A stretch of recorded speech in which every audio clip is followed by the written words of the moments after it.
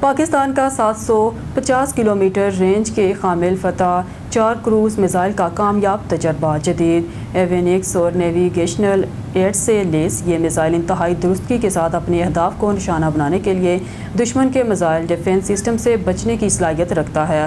ISPR مسلح افواج کے شعبہ تعلقات عامہ ISPR کے مطابق جدید ایوینکس اور جدید ترین نیویگیشنل ایڈ سے لیس یہ زمین سے لانچ کیا جانے والا ہتھیاروں کا نظام انتہائی درستگی کے ساتھ اپنے اہداف کو نشانہ بنانے کے لیے دشمن کے میزائل ڈیفنس سسٹم سے بچنے کی صلاحیت رکھتا ہے۔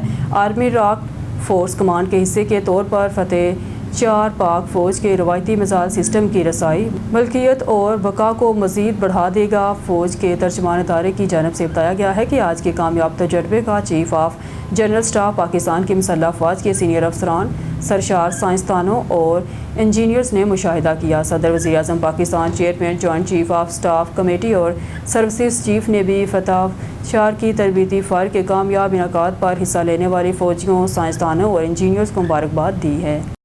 نیوز اسٹوڈیو سے فی الوقت کے لیے اتنا ہی۔ مزید نیوز اور اپڈیٹ کے لیے دیکھتے رہیے PKN نیوز۔